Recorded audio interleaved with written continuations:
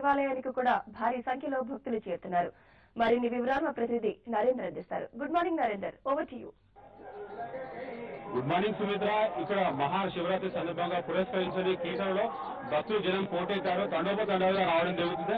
అంటే శివునికి ప్రీతి పాత్రమైన రోజు సోమవారం కావడంతో భక్తుల్లో విశ్వాసం మరింతగా మెండుగా ఉందంటే కీసరలో జనం మొత్తం పోటెత్తారు. ఉదయం నుంచి లింగానికి అర్చనలు అభిషేకాలు జనం జరుగుతుంది. అదే రాత్రి కూడా చూసాము శివపార్వతుల కళ్యాణం ఓన్లీ TV5 లో ఎక్స్క్లూజివ్ గా మనం ప్రసారం చేయడం జరిగింది. దాంతో ఇక్కడ మొత్తం అంటే భక్తులు కూడా ఉపవాసాలు మహాశివరాత్రి సందర్భంగా ఉపవాసాలు ఉండడంతో మొత్తం భక్తులు కూడా మొత్తం పోయడం జరిగింది. అదేవిధంగా మరోవైపు పోలీసులు కూడా భారీ బందోబస్తు ఏర్పాటు చేశారు. ప్రతి ఒక్కరు కూడా క్షుణ్ణంగా తనిఖీ చేసి మరీ పంపించడం జరుగుతుంది. ఎవరు కూడా అంటే అంత సులువుగా పైకి పంపించడం లేదు. అంటే సెక్యూరిటీ పరంగా అయితే బాగా జాగ్రత్త తీసుకోవడం. అంటే గత ఏడాదితో పోల్చుకుంటే ఈ ఏడాది ప్రతి ఒక్కరిని క్షుణ్ణంగా తనిఖీ చేసి మరీ పంపిస్తున్నారు. అంటే భక్తులు కూడా కొంచెం తీవ్ర ఇబ్బందులు ఎదుర్కొంటారు. మమ్మల్ని ఎందుకు ఈ విధంగా చేస్తున్నారు అని ఆరోపణలు కూడా చేయడం జరుగుతుంది. అదేవిధంగా మా సెక్యూరిటీ రీజన్స్ మాకుంటాయి, అందుకని ఈ విధంగా టైట్ చేయడం జరుగుతుందని చెప్పేసి పోలీసు కూడా అంటున్నారు. మరోపక్క మీ భక్తులు కూడా ఇక్కడ తండోపతండాలుగా పోటీకి రావడం జరుగుతుంది. అయితే మన భక్తులు అడిగి తెలుసుకున్నప్పుడు అసలు ఏ విధంగా అసలు ఎట్లా ఉంది ఇక్కడ ఏర్పడదు చెప్పండి, అసలు ఎట్లా ఉంది? చాలా హ్యాపీగా ఉందండి. ప్రతి సోమవారం మనం శివుని కొలుస్తాము.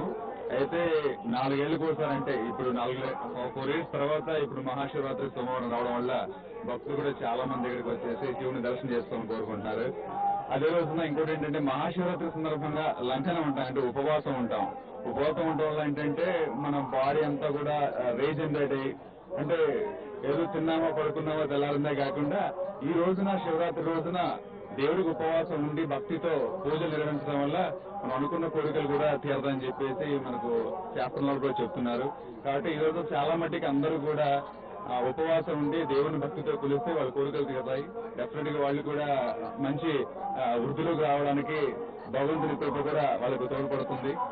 సో మేము కూడా ప్రతి సంవత్సరం ఇక్కడికి వచ్చేసి మేము భక్తులతో పాటు మేమందరం కూడా దేవుని దర్శించుకుని హ్యాపీగా ఉండడానికి ఆ భగవంతుడి కృప చాలా ఉందని చెప్పేసి చెప్పచ్చు. చెప్పండి మేడం, మీరు ఎక్కడి నుంచి వచ్చారు? ఎట్లా ఫీల్ అవుతుంది? ఏర్పాటు ఎట్లా ఉన్నాయి మీకు? బాగుందండి, చాలా హ్యాపీగా ఉంది. వచ్చినందుకు సోమవారం వచ్చింది, అందులో చాలా రష్ బాగా ఉందండి. కానీ అంటే మొత్తం మీద చూసుకుంటే సోమవారం కావాలంటే భక్తుల రద్దీ బాగా పెరుగుతుంటే శివునికి ప్రీతి పాత్రమైన రోజు సోమవారం కావాలంటే భక్తుల్లో ఒక మహా నమ్మకం ఏర్పడింది. అయితే సోమవారం రోజు ఉపవాసం ఉంటే కూడా మంచి పుణ్యం జరుగుతుంది భక్తులు అంటున్నారు. అదేవిధంగా ఇక్కడ కీసరలో ప్రాధాన్యత ఉంది.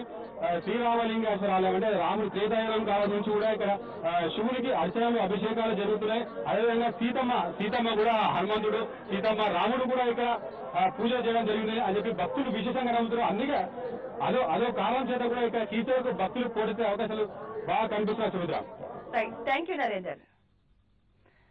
తూర్పు గోదావరి